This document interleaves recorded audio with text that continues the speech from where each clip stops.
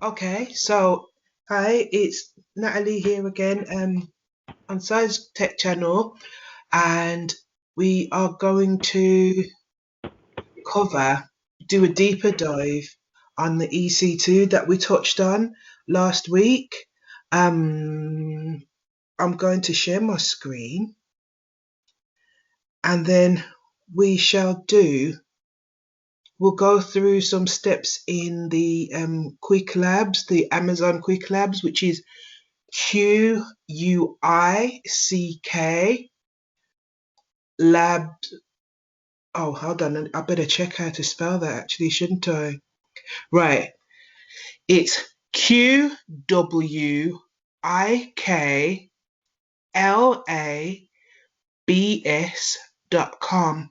quicklabs.com. So as I said, some of them are free and some of them are not. Basically some of the introduction like stuff is free. Some of it is like a credit or something. What you could maybe do is if there's a group of you studying, you can like pitch in. I think the lowest is $8. Um, that I understand different people have got different financial brackets. I So can see your if screen. you can or you can't. I can't. Oh, that's strange. Okay, let me try it again.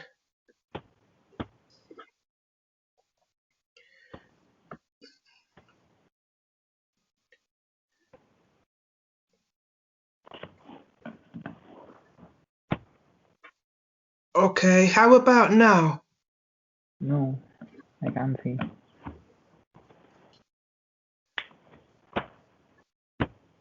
It says it's sharing it.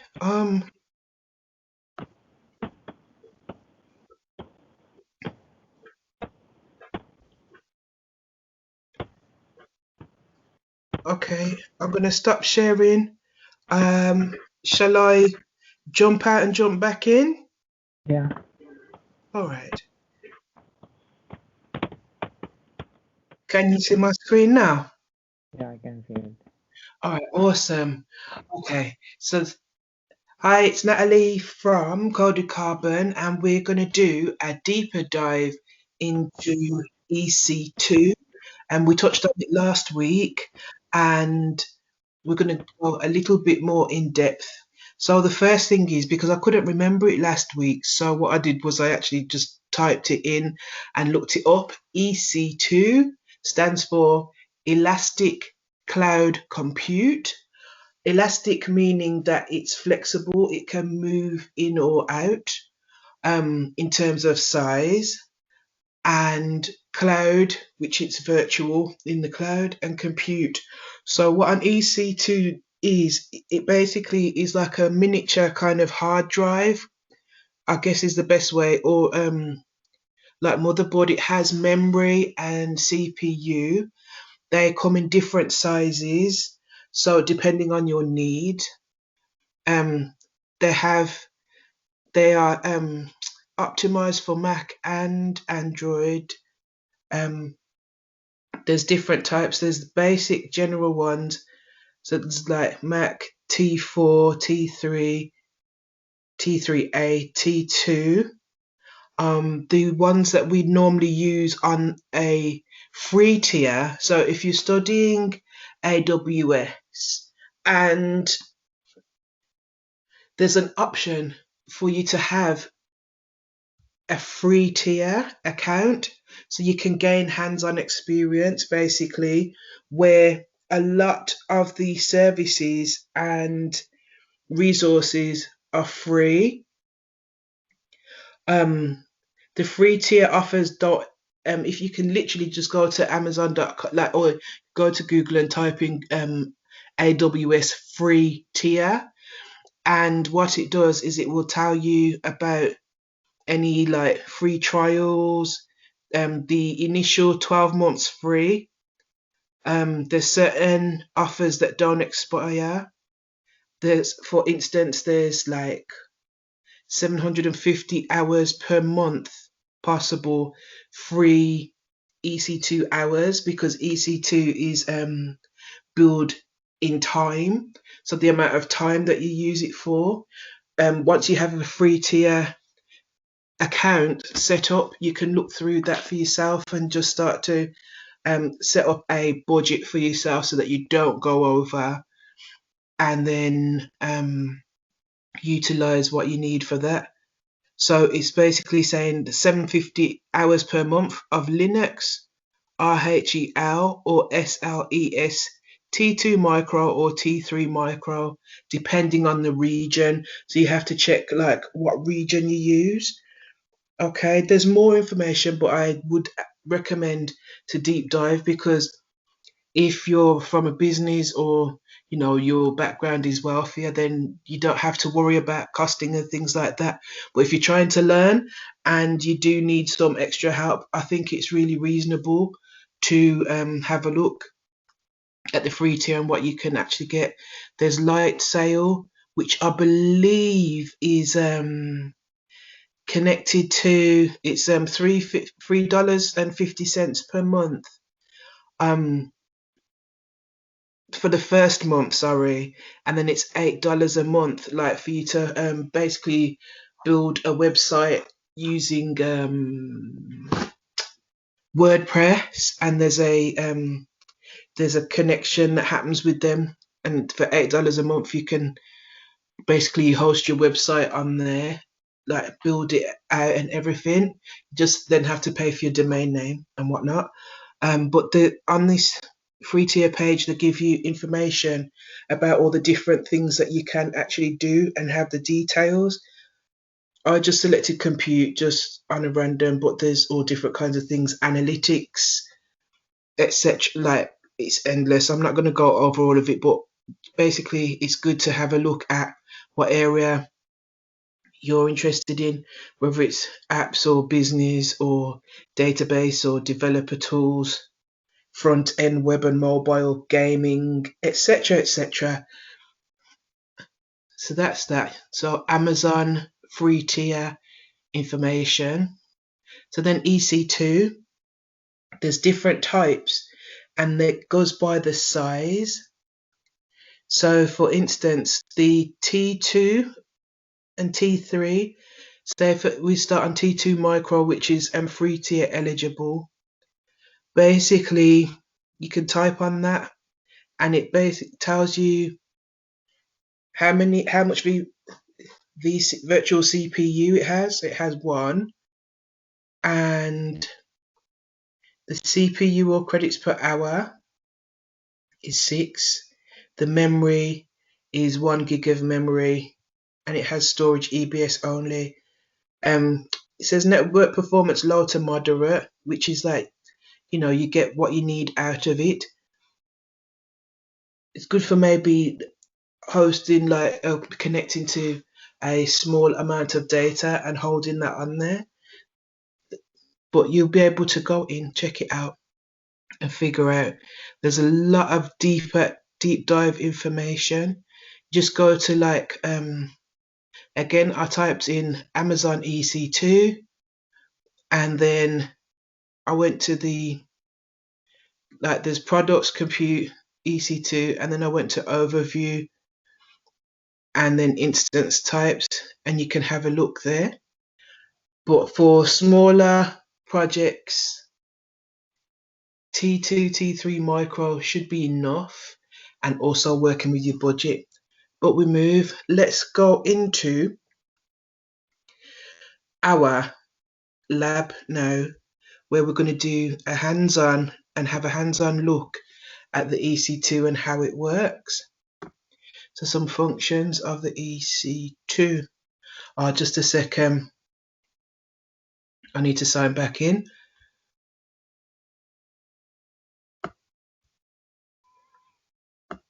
Bear with me.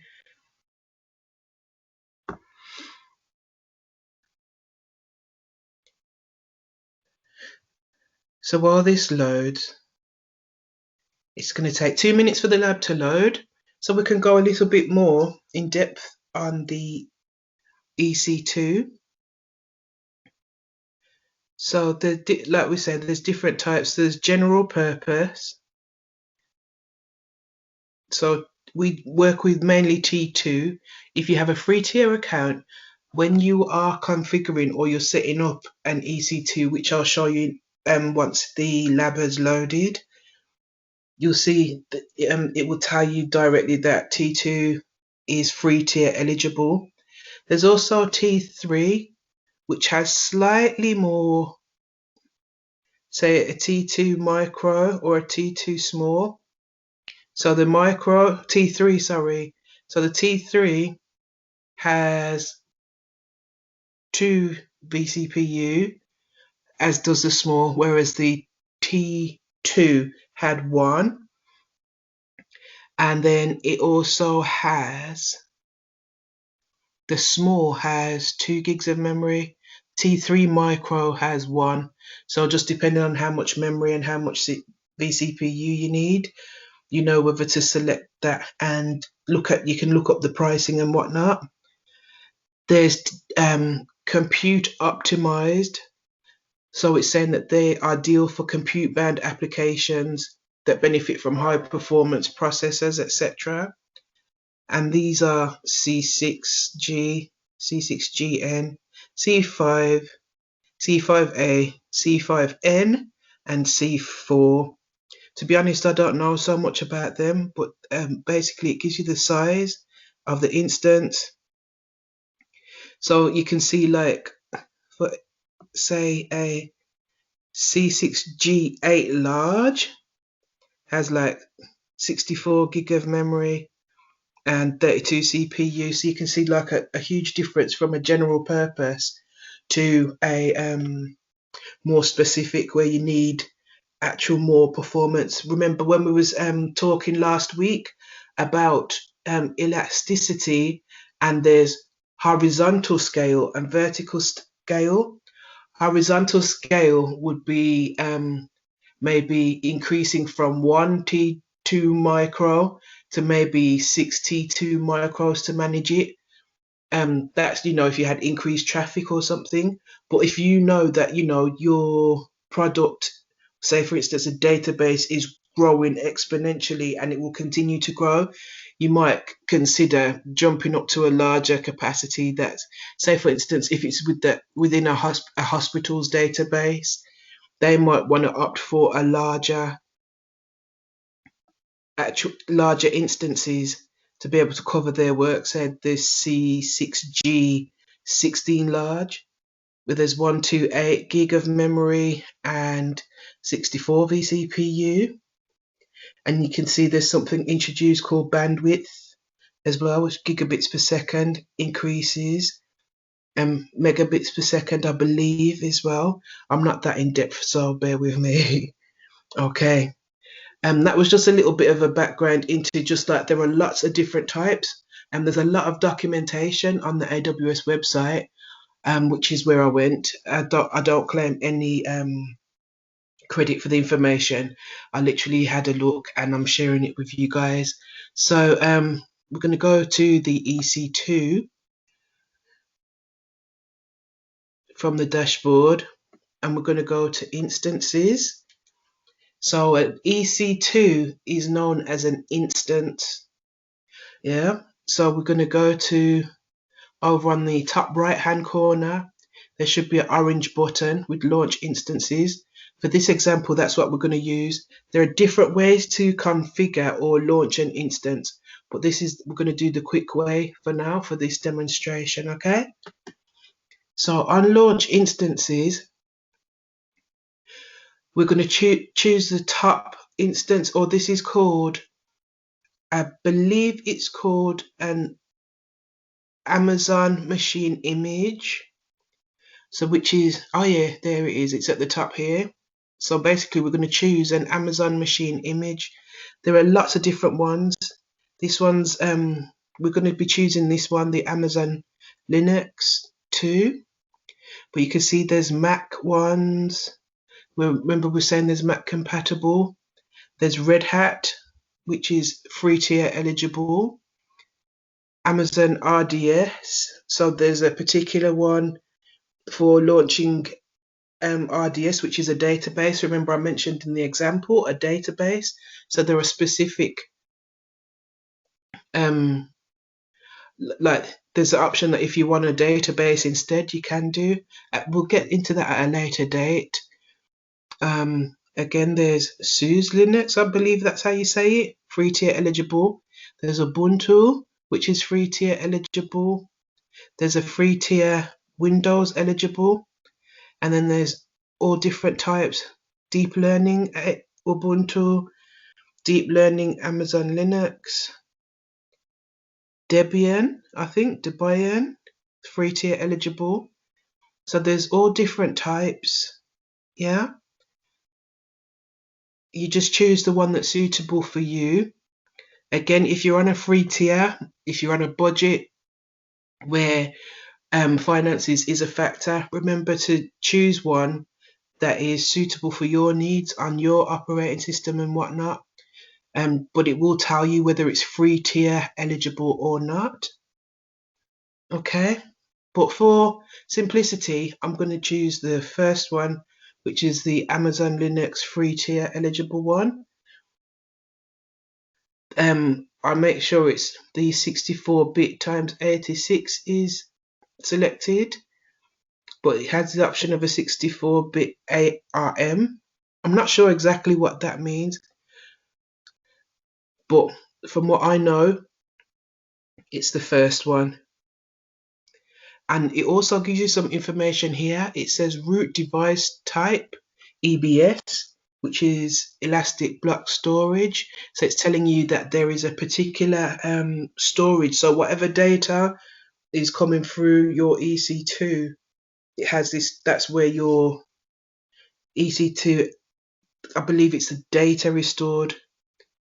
And then it says virtualization type, HVM, and it's ENA enabled. Yes, so it gives you a lot of information right at the start, so you can choose the best AMI or Amazon machine image for you. Okay, hit select, and then you get a list. See, straight away it does tell you that the T2 micro, which is the one that most times you're going to use for it's free tier eligible, it tells you that straight away. There are others that may possibly be within that remit, but if you're not sure, choose that one for now. For the lab that we're going to do, I've been asked to select the T3 micro. So if you remember, the T3 was slightly larger. It gives you all the information of the vCPUs and the memory. So you can see the T2 micro has one vCPU and 1 gig. The T3 micro has 2 vCPUs and 1 gig. So it's probably just a little bit stronger. And it should be in the same price bracket, but if you're not sure, the free one has got the green. And like, remember, green for yes, red for no kind of thing. If you're not sure, select that one, unless you know exactly what you need and have the budget for it, because the good thing about Amazon is you pay for what you use. So we're going to go next to configure. Excuse me. And here it allows you to select how many instances you want. So for the most part, while learning, you're probably going to want one unless told otherwise. So just setting up one EC2. There's an option, say if you were at work or whatnot, you've got the option to request a spot instance. Now a spot instance is one that will be available, like it's like you sort of bid on it. It's a cheaper option. However, it's not as basically, if somebody's willing to pay a greater price for that instance, it will stop, like basically, and they'll be able to purchase it. So it's good for, like if you want to do like an hour or half an hour's work to just update a few things and what have you. But if you want to be able to run a database, it wouldn't be so good for that, if that makes sense. But if you wanted to just quickly do some quick bursts of information and transfer data, then a spot instance is good. But it does give you the purchasing option. So, and it gives you the information if you hover your mouse over that as well, what that is. For the network, it asks you to select something called a VPC. Now, there is a default VPC. VPC stands for Virtual Private Cloud, which is something we'll cover in a later date. For now, just know that your Virtual Private Cloud is like your own sort of personal computer in the cloud, if that makes sense. It's just basically, okay, so you've got AWS services where it's like a gigantic cloud of storage, yeah? A VPC is your own personal little cloud, so virtual private cloud. That's where your information, database, website, will go, yeah? So there is a default one connected with your account. If you don't change it, it will stay at default and your EC2 will be created within the default VPC. However, you can create others. And for this one, we're going to choose the lab VPC because it's been configured in the way that we need. We will cover this in another session, but just for now, this is what we're doing. It has something called a subnet as well, which can be public or private. This is already configured, so we don't need to go into this. But you can assign an IAM role. Remember we spoke about IAM roles last week? You can either create a new one, or if you have one already configured for a particular user, it might be where you have one for your sysops person or your dev ops person, possibly. I believe it's more system or admin person. You'd attach that role to that. So whoever's in charge of controlling that EC2 and what it does, you'd assign that role there, or what you want the EC2 to do, you would, but it's not needed for this particular demonstration, okay? For the shutdown behavior, we're going to demonstrate something at the moment, which is protect against an accidental termination. So if you were the admin or the setup person for this EC2 environment, you may want to select this so that people working on it can't stop it accidentally, or a hacker can't go in and stop your EC2, so denying you service. Again, you can enable CloudWatch monitoring, but it tells you additional charges apply. You can say run a shared hardware instance. Additional charges apply. I'm not sure what that's for. You can add an elastic inference. We'll get to that another time. Credit specification unlimited, but additional charges may apply. So at each stage, they're telling you what's involved. So there's a lot of autonomy in what's happening. But what we're going to do is we're going to scroll down to something called advanced details and something called user data. And what user data does is, if you have a personal account where you're running your business, whether it's you're creating an app, you're running a website, whether it's Netflix or what have you,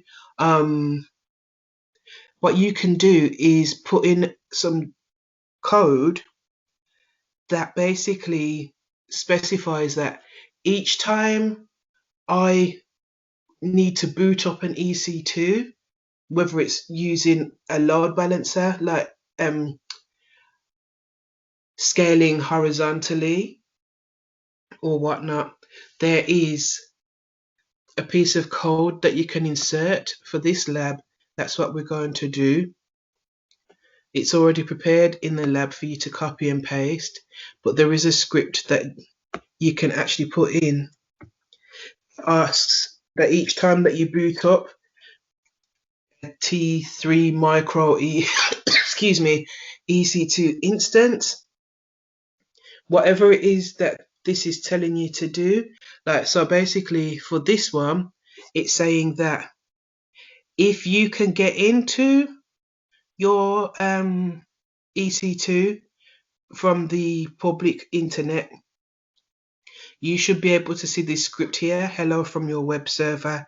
So basically this one is saying each time you boot excuse me, an EC2, to check whether or not it's working and has been configured properly, you can access it from the internet via its public IP address. And if it's working correctly, you should see hello from your web server. That's what this particular piece of code is doing. But you can put whatever user data in that you need to happen on your EC2 when it boots up. Yeah. So next we're going to do next and then add storage. I believe we're okay for storage, but I'm going to check. Yeah, we're good. So storage is where we're going to store our data. And remember it said before we started when we chose the AMI, there's a root volume, the device, this is the code for the device, and it's an elastic block storage. We mentioned it last week, but each EC2 comes with its own sort of like personal filing cabinet basically to store its data in. And EBS, or elastic block storage, only serves the EC2 that it's connected to, and that's absolutely fine. That's what this is. So it's telling you the size of it is 8 gig, the volume type of it is general purpose SSD, it's IOPS, so its baseline IOPS is 100 but it's burst excuse me, it's burstable up to 300. Burstability, which I'm just learning about at the moment, is basically its work rate is that it works comfortably at 100. If there's a sudden increase and surge, it can manage for a short amount of time up to 3000. What will happen is that will happen, and then AWS will say to you, you went over capacity for like 5 minutes, because remember it's building time, or it can be, certain services are building time and certain services are building terms of memory size. But for instance, if AWS says, your EC2 it bursts for like 5 minutes, that's like an extra, $5 or $3 or $1 or whatever the amount is, then you have a certain time to like cover that amount and get back to normal. If it's happening often, it means that you need to increase either your capacity, so scale horizontally, or increase the size of your actual EC2 to a larger size, which is scaling vertically. Hopefully that makes sense.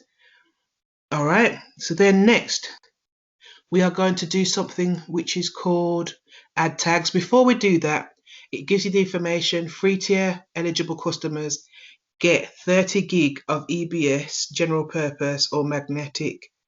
So for instance, so this one that we have for this EC2 is 8. So you could see with the free tier 8, 16, 24. So you could technically have 3 EC2s of this size running on the free tier. Do you see what I mean? Because you've got up to 30 gig, and this one is 8 gig.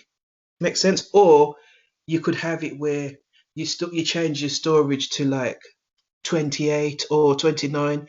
I wouldn't recommend pushing it all the way to its limit, because then if it's at its limit, you've got nowhere else to go, if that makes sense. So that's up to you how to configure that. I just wanted to throw that out there. So next we're going to add tags. For this particular lab, tags are, so the key is the name and the value is going to be web server. It took me a little while to get my head around tags, but the key is like when you are logged, it's like it helps you to find it. So, oops, I'd see I've done it again. The key is a name. It could be customer name, it could be lab name, it could be stack name, what have you. And then here is web server. So this is like, we're saying that this is our miniature web server. It could be for our internet, our website, for instance, or it could be where we're setting up a small company and we have one person that's doing development, one person that's doing finance, and one person that's doing admin. So we could have name, and then we could have finance server, so where it's just like a database of all our costings and what have you. Do you get what I mean? So it's like it helps you with your file keeping, your housekeeping. That's where tags come in handy. And it helps you to find stuff as well until you feel comfortable navigating around. It is good practice though. So next we're going to configure something called a security group. We are going to cover it a little bit later, but for now we're going to delete this. So basically, and we're going to change the name of it for this lab. It will start to make sense. So the lab is asking for us to, and it's being silly. The lab is asking for us to call our security group Web Server Security Group. So where it says group name, it's that there. What it's doing is it's teaching you to sort of name your servers in a way that's relevant to what it is that you're doing. And then you've got a space for describing what's happening. So the security group name is our web server security group, and the description is it's the security group for my web server. That's what they've given. And for the minute, we're going to delete any type of port, whether in or out, to this instance. So basically it's super secure because like there's no way to connect to it from outside of itself, if that makes sense. From the outside, from the internet. We're going to review and launch. And when you get to this point, it just gives you a overview of what it is that you selected so far. It gives a warning. It says it's not eligible for the free usage tier. So if this wasn't a lab and you were using this for yourself, you might see some, because we used a T3 micro instead of the T2 micro, which had this specific bar telling you it's free tier eligible. It's just giving you that last warning to say it's not, and it gives you what to do if you want to correct that. For this, because we're doing a lab, we continue. It's telling us like that we've selected the Amazon 2 Linux, which is free tier eligible. It said the type of instance that we selected, which is a T3 micro, how much vCPU, how much memory, how much storage it has, what storage it has, sorry, what network performance it's optimized. It gives like a summary of the security group. So there is a security group, but it has no rules in it at the moment. You also have instance details, storage, and tags. We don't need to go into that. We can go to launch.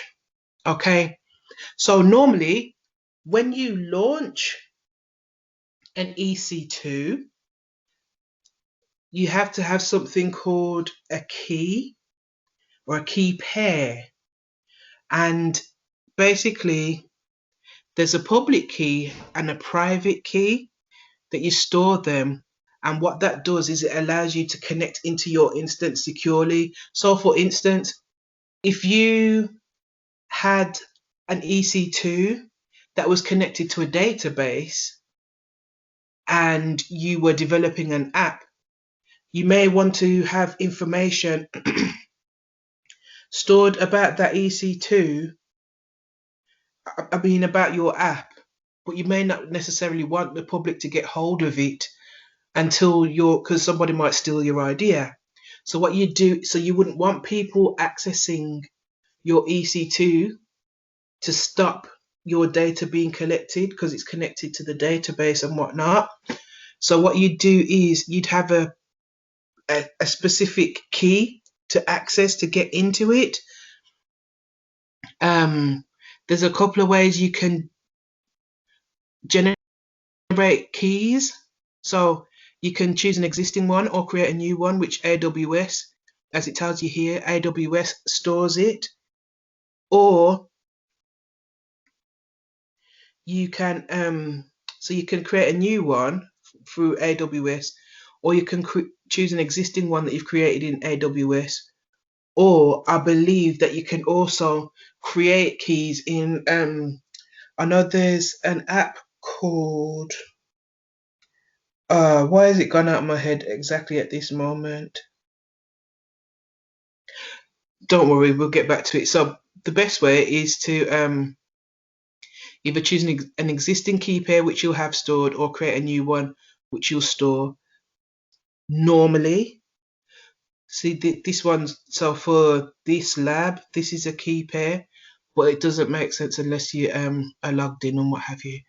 But for this particular thing, we've been told to proceed without a key pair because we don't need to get into it, and we're going to actually figure out how to fix not being able to access our EC2 later. So now I'm going to acknowledge that I won't be able to connect unless I already know. This is the instruction given by the lab, but we're going to launch our instance, and then you can see, remember, green for yes, something's happening, or red for no, something's not. There's different information, so get used to seeing this. If you scroll to the bottom, you should be able to, on the bottom right hand side, you should be able to see view instances, which takes you to your instances like the EC2 Dashboard, which is here,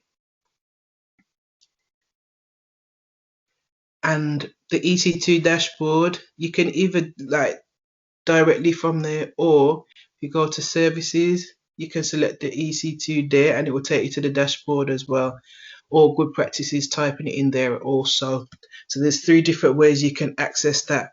But because you just launched an instance, there was the option to take you straight there. When you get to the dashboard, it will tell you how many instances you have running. Even though we've just created one, it's still booting up. So that's probably why it's reading a 0. You've got, this is where you can figure elastic IPs. It's telling you there's none at the moment. It's telling you that there is one key pair, placement groups, snapshots, dedicated hosts, instances, load balancers, and there's 2 security groups, because there might have been a default one. Remember we said there's a default VPC, so there might be a default security group, but we just created one with our new EC2 that we created, so don't worry about that too much. So we're going to go into instances. We can either go in here or we can go in there, doesn't really matter. Good practice is to just go in through this way, and it's telling us that, see, we named it the web server, so that's the one we know we want the information on. It's telling us that it's running. It's a T3 micro. It's saying that it's initializing. When this says 2 out of 2, there's 2 checks that is set up for this. So at the minute it's doing those checks, but there are 2 of them. There's no alarms coming up. It tells you the availability zone that it's in, US West 2A, which is Oregon.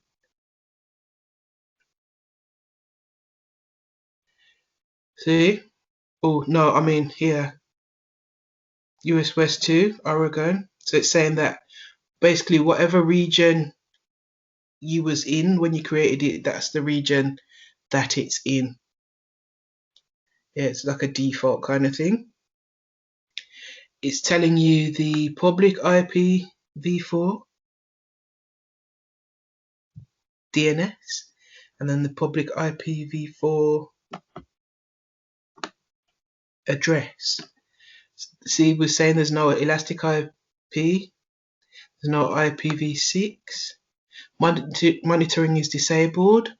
Remember, we put our web server security group name in there as well. It also tells you the launch time and the date. So it's like real finely tuned data, like so that you can go back in and say, okay, yeah, I remember launching this at this time. It's to help with troubleshooting and whatnot. Let's see if it's the status check is done. There. So now we can see 2 out of 2 checks has passed, which is great. That's what we want to see. Once we click the selection box for our ID, the next thing that we're going to do is, bear with, now we're going to monitor the instance. So what we're going to do is do the status checks and go to monitoring. So when I clicked on it, the status check, and that just gives us an overview, like, because this is where it explains to you exactly what it does, so you're not ever stuck. It detects problems that may like stop our instance from running applications, but it's saying, remember we said 2 of 2 checks passed? It's saying the reachability check is passed and the instance, oh sorry, system reachability check is passed and instance reachability check is passed. Yeah, and if there's anything wrong, that you can report it here, you can take actions. So just kind of finding your way around. Once you select it and you can scroll this screen up, you can get so much details about your EC2 instance. So you can see that it's running, you can see its private IP address, you can see its public IP address, the DNS, private DNS, VPC ID, whether it's got elastic IP, like there's literally fine detailed information, what platform it's on, what the IDs of its AMI, life cycles normal. Remember we said we enabled the termination protection so that people couldn't accidentally terminate it, so it lets us know that that's there. It's telling us that there's no key pair on there, etc, etc, etc. Like there's so much information, number of vCPUs, the size and what have you, if there was anything reserved, etc. Really fine. Security tells you about the IAM role if there's one attached, and your security group, which we named, shows that it's there. Networking, we won't get so much into this. This will be another time when we do like public private subnets and VPC, virtual private cloud. All right, it tells you what your storage is, that it's attached. We just did status checks. Next we're going to go to monitoring because we want to monitor the tab. So now we're going to check out, we're going to click actions and going to see some kind of cool stuff. So actions, monitor and trouble. Oh, before we do that, right, the first thing, when we clicked on monitoring, this should come up a screen like so, whereby it tell you like how much, like there's lots of information, how much CPU utilization. So if you had your website or your app connected, you probably, but at the minute there's 0 because it's not actually doing anything, it's just there, so it's not generating any, using any data. But it's got status check, if it's failed, any system, network. There is like, so just to check on it, even down to the credit balance account and credit usage, very finely detailed. So you just, at all times, you've got hands-on to how it's running and information about what, if there's any actions you need to take. But we're going to go to actions here, and we're going to go to monitor and troubleshoot. And remember when we put the user data in that says, anytime you want to boot up an EC2, we're going to select get system log. It's working, cool. Now there is a whole lot of information, like literally about this. I mean, serious amounts of information. Some of it, I know what it means. Some of you are going to be more versed in the language that is written here. I'm learning at the moment. Some of us, it's not going to it's going to be completely gobbledygook. But as you can see, there is plenty of information. You have the option to copy that log and paste it somewhere else. And you have the option to download it also. That could be downloaded and stored in, say, for instance, an S3 bucket or whatnot.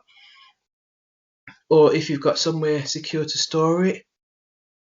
But there is a lot of information on here. But what we're looking for is this. So this is our this relates to our user data, and this is where we could see there's a package that's here that gives some information of what it is that we want to do. It says that that package has been installed, and that package, it's running, it's being checked, etc, etc, etc. I really think that's kind of cool still. And then there's some more information here, and there might be information there for people who know how to connect to that thingamajigam. If there's any boot or networking issues, if this was like a real account as opposed to an educational or lab account, you could connect to your instance here, but we're not going to do that right now. It's just to kind of give you an idea of the ways that you can access the information. Yeah. And it's good for problem diagnosis, kernel problems, which I need to learn some more about that, to be honest. And it's really good to have that there. The next thing that we're going to do is get a screenshot for our instance. So back to actions, back to monitor and troubleshoot, and get an instance screenshot, which tells you the basics. That it's Amazon Linux 2, the kernel. I believe this is called the remember when we selected 64-bit at the start when we selected our AMI, and then the IP address again to log in if there was any issues. So that's the private IP address, so from the back end. And remember this number, so it's 10.01.92. Let's see if we can find where that shows up. If you look at the summary for this instance, the private IP address 10.01.92, so you can see that it's all connected. Yeah, so that's if you need to troubleshoot or whatnot, you can really, it's really finely detailed. Okay, so remember when we set up the EC2, we didn't we didn't put anything in our security group, even though we created one. So what we're going to do next is sort that out, configure it, update it. So to check to see whether or not, because remember we said in our user data, there's a line of text so that if we can access it properly, it will be there. So you go to, if you're not, I'll show you how to navigate it. So you selected your instance, and then you see here your public IVP4 address. You copy that, go to a new tab and paste it and hit enter. But because we remember we didn't configure any way in or out, you can see that the wheel's just spinning. It can't find its way in, and it should say in a minute timeout. Like, but I know this because we didn't do that, but it's a sign that you can't. Ah, there you go. Can't be reached. Took too long to respond. You should get something like this. It's saying check the connection, check the firewall, etc., etc. Connection timed out. That's how you know there's a problem, and it's usually with the security group when you can't access from outside if you have config, if you want to, or that's what you want for your thing. So now let's go in and fix that. And the way we do that is by, we're going to go to the EC2 management console, and then we're going to go to security groups. So let's go EC2 Dashboard. The security groups here, but again, the best way to find it is here. So if you scroll down to network and security, and then there's security groups, it's telling you that there's a new security group, like it tells you, or that it's a new thing. I don't know. Anyway, right. So remember when I said that there are some defaults. There'll be a default one that's created with the default VPC, Virtual Private Cloud. But for this one, remember we named it?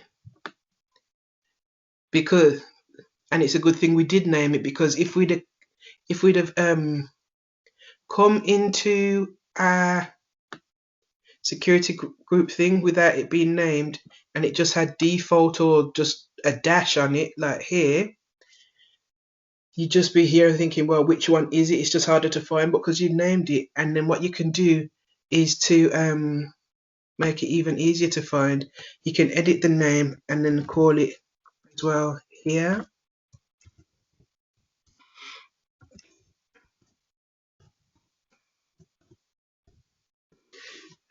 And then hit save. So remember I was saying about housekeeping, so you don't get lost, especially when you're not fluent. When this might not make so much sense to you, even though they have different names, it's like, how do you differentiate without labeling it? So you see where your tagging comes in handy. And we're going to select that particular security group. And we can see that there are some details for it. So you might see there's a description, there's a name we put in it. So it gives us straight away, we know which one we're dealing with. We're going to select the inbound rules, and at the minute we can see there are none,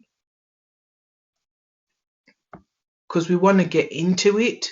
So now we have to add a rule. The rule that the type that we want is HTTP, because we want to access it from the internet. The source, and once you select HTTP, the protocol is TCP, port range is 80. The source is anywhere, because we want to be able to access from anywhere on the internet. And then what it does is when you select anywhere, it gives you the 000/0 or the shorthand version of it. So either way, you can put a description in there if you want to. We don't have to for this one, but it's good practice to do that, especially when you've got lots of rules. And let's save that rule. Right, so now we can see that we've got outbound or traffic on 00, and we've got inbound HTTP on both of these as well. So, and it's telling us that it's been done successfully. We've got the green and the text as well. All right. So let's see if it's worked. We're going to go back. Remember we pasted the IP address of the see automatically it's updated because now we've been able to access it from the internet from outside of AWS.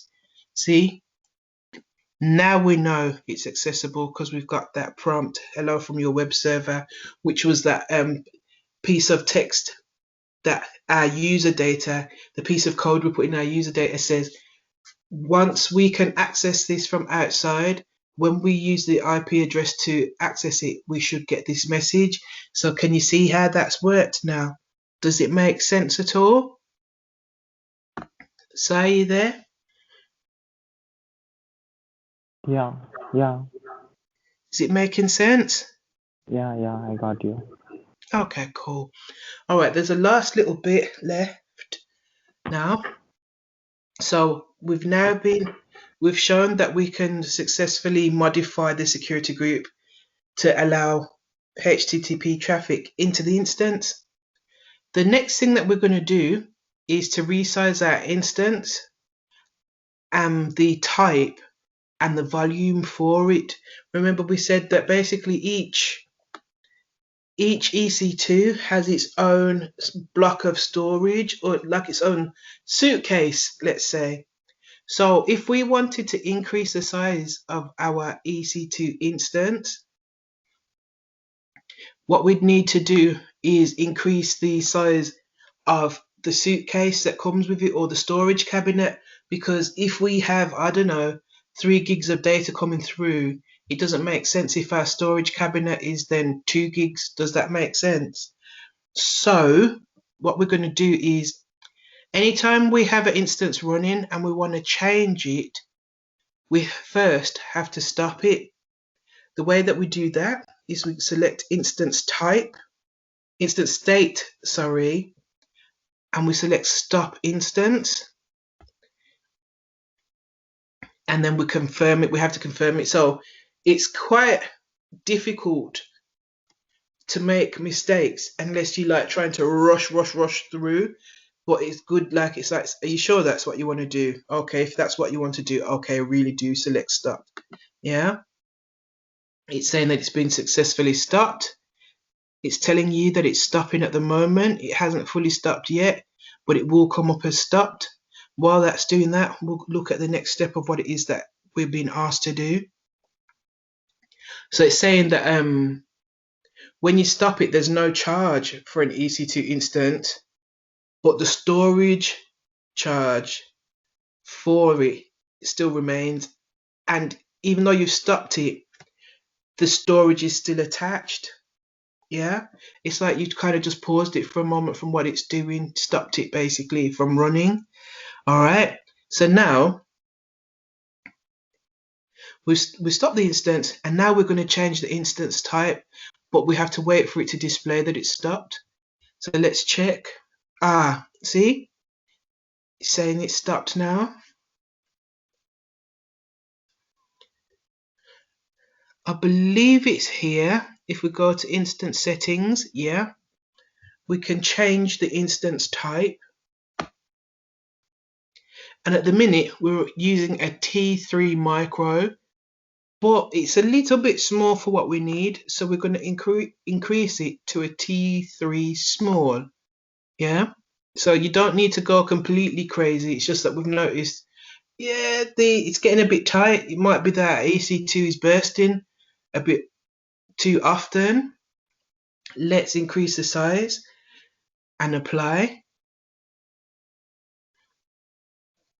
And then we are also going to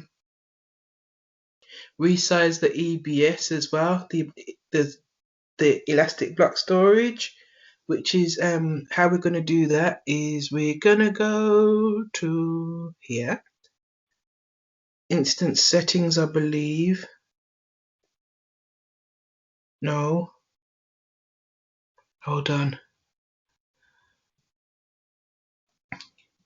Actions and modify volume, my bad. Actions.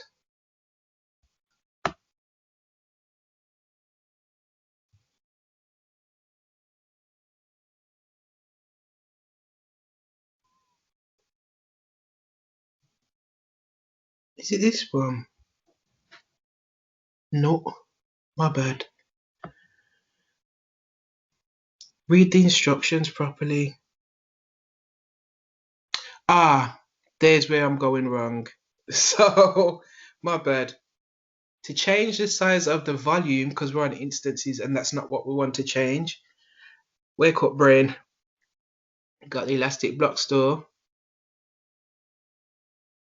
Going to select volumes now and here is the volume for our web server or the storage cabinet or the suitcase. Remember, it was 8 gig we set it up for, and the IOPS is 100 but burstable up to 3000 in an emergency kind of thing. What we're going to do is select it, make sure we select it, and we're going to modify, select actions, and we're going to modify the volume. So at the minute, remember when we created our EC2, we said that we wanted the storage to be 8 gig. We're going to adjust this to 10 gig because remember we've increased the size of our volume. We need to increase the size of our storage. It tells you that there's a minimum of 1 gig and a maximum of 16,384. Whoa. And remember the BIOPS, 3 IOPS per gig with a minimum burstable. That will make more sense. I don't have the full grasp of it, but I kind of understand the context in which it's used. So I'm not going to try and explain that to you right now, but we'll get there. So we click modify. And again, there's a confirmation system where it's like, are you sure? So it's not about rushing around and well, some people are naturally going to be quick at it. They're more versed, but don't feel that you have to. There's a reason why they've put these steps in place to ensure that there's the least amount of error possible. So if it just takes that couple of extra seconds to confirm, yes, do that. So are you sure you want to modify it? It may take some time. You may need to extend, learn more about it as well. So there's the option to learn more about resizing if you need to as well. So don't feel ashamed. This is a learning process. It's told us in green, it's the request has succeeded and it's now being modified, so you can close that. If I hit refresh,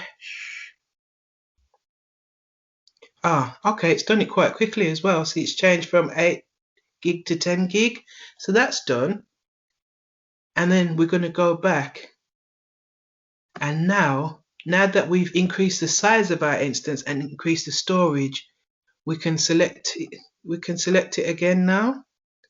And remember the instance state. Now we can say start our instance back. And see, it's told us that it's successfully starting. The instance state is pending. That means that yes, it's booting back up. And the status checks, we wait for the status checks to happen. All right. So then we're going to check it in a second. So it's saying now it's running again. I'm going to hit refresh and see what's going on. Okay, it's doing its status check. So we'll wait for the status checks to come back 2 out of 2 as normal, and then we'll proceed.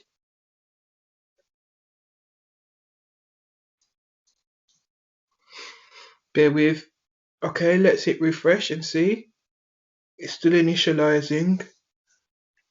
What can we do in the meantime? So for the EC2s, if we need memory optimized, like fast performance, I'm trying to think of an example.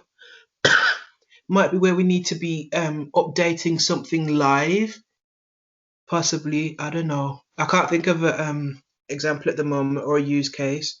But if you need like really fast performance, really quick, it could be like delivering like news footage around the world or something. You might need that really quick. You're gonna go for like the R instances, 40% better price performance. So, and you can go into them, the R's and the X's and high memory. Okay, let's check this bad boy out, see if the checks are complete. still initializing. If you want accelerated computing, this is definitely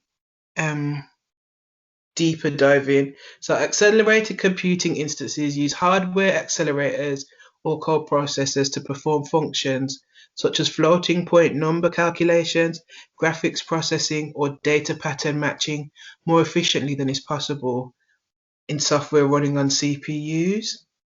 So it's like, I think, just more compute power, I guess. It's like you've got your P sections and some VGs, okay, and then storage optimized is where like you need read and write access but large data sets. So that might be something like a hospital database. It could be something, I guess, like a Netflix as well. I know that, I believe, don't quote me, but allegedly Netflix utilizes AWS cloud to store its data and stuff. Huge. And then there's different instance features. Okay, so it explains about burstable a bit more and which instances have that. Hold on, but while I'm talking about that, let's see if this is done now. I'm going to hit refresh. Yeah, it's done it. So status checks 2 out of 2 have passed. So why is it not showing up here? Because I pulled it down. Alright, cool. So we've successfully resized it and restarted it. Now we're going to do something called explore its limits.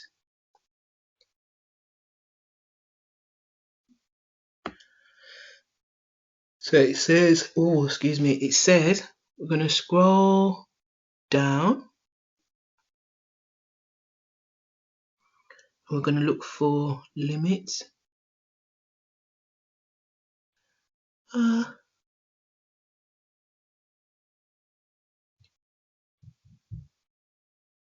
There, right near the top. And then at the all limits over on the right hand side, we're going to scroll down and we're going to select running instances.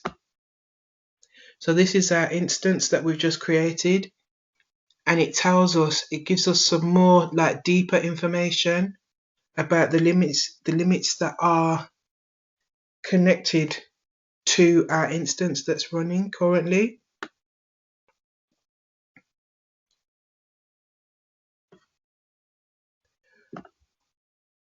So we can see security groups per instance, the current limit that it has. So we can have a limit of 8 security groups, etc. And it gives us the description. So it's just some like a deeper dive into that information. So you have a deep knowledge of whatever it is that you're running and how to find it. Okay.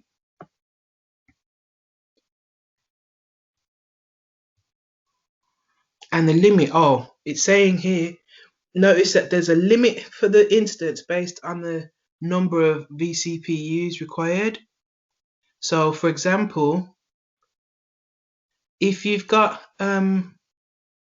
running on demand or standard, you've got a limit of 1280 vCPUs. So a T3 micro requires 2 vCPUs. Let's have a look. So if you're saying running on demand, there's 1280. We know that our vCPU runs on 2. So basically, if we divide this number here by 2, we get what, 560? And that means that we could have, technically, we could launch, sorry, 640, my maths is not great. We could launch 640 T3 micro instances in this region, because that's the limit that the region could actually hold, if that makes sense. Yeah? Okay. It's just a little bit of extra information. Okay, we have finished. So the last thing that we do is called what my teacher calls a cleanup. So we've run through these practices. Hold on, I need to go to my instance. So the last thing that we need to do, right, instance state, it's selected. We're going to try and terminate the instance. To confirm it, terminate. We see we've got the red. It may not be able to be terminated because if you remember, when we set it up, we enabled that there couldn't be an accidental deletion. The good thing is we can actually adjust this, which is change, I believe it's change termination protection. Should I go back to that a second because I didn't explain what I was doing. So what to change that, because we do want to delete it and shut it down, because remember you pay for what you use. So if you don't want to be billed, you can go to actions, instance settings, change the termination protection. And remember, so at the moment it's got enable on there. To change that, what we do is deselect enable, and it's telling you that it is. You save that. Now, when you go back to instance and you go to actions, no, it's not actions this time. Instance state, terminate your instance. And now you want to terminate it, confirm. Yes, I want to terminate it. It's saying yes, now successfully. So it's told me that we disabled the termination protection, and then it's saying it's successfully terminated. And if we look, it's telling us that it's shutting down. So it will shut down before it's terminated. Excuse me. And then what we'll do is we'll just keep hitting refresh. See, it's terminated. And at some point, so it's told us that it's terminated. At some point, we should see it actually disappear from the instances as well. Instance types. Along here as well, if you want some more information about instance types, it will appear here, like the different instance types and the architecture, memory, gig, storage type, etc., etc. So if you want to learn a bit more about the different ones, maybe start to connect what use cases there might be, that's where you do it in instance types. You've got launch templates, spot requests, saving plans, reserved in. These are all things that there's different types of EC2s. So reserved is where you can actually reserve them if you know that on a Friday you update your database and you know that you need a bit of extra space so that you don't slow down your website. You can reserve an instance for, say, Friday from 7 till 11, because that's how long it takes for you to update your data. So now you can do that on those reserved instances while your website's not affected. And then that way you can reserve it from that time till that time on that day. And then once you're finished, it just releases again, because remember, you're only paying for what you use.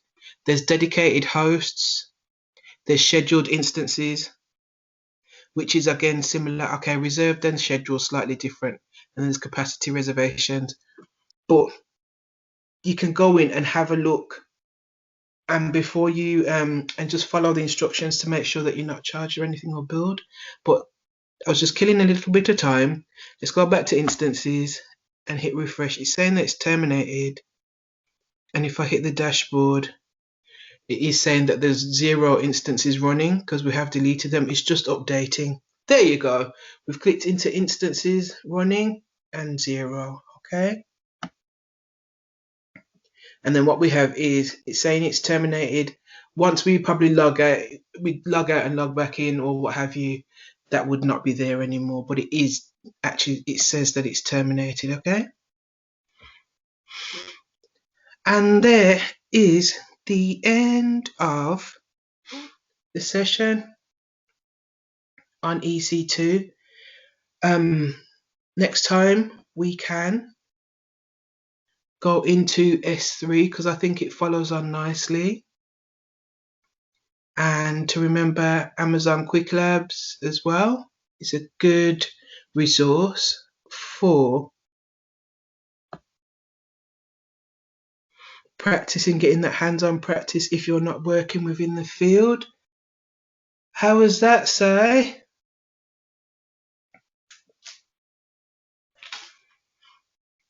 Hello? Hello?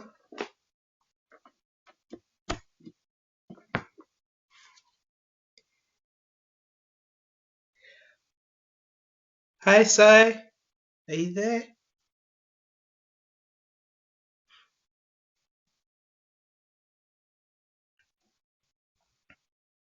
Okay.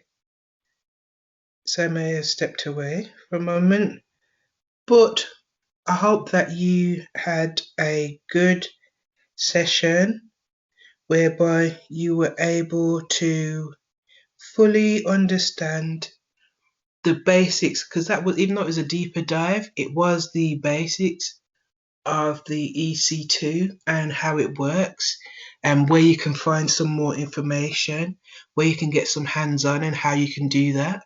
So it's Natalie for CodedCarbon signing off and saying thanks to Si, and we'll see you hopefully next week.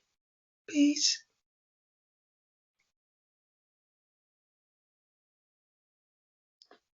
Yeah, I understood you. So your explanation is very clear. Your points are Thank very you. clear. You said even each and everything like security group, how to create an instance, and what are the types of instances, and based upon the usage, we select the type of instance that we wanted, and the configuration. You said about the configuration, the how many CPUs are there if you select a particular instance type. So it's very clear, yeah. And You got it on.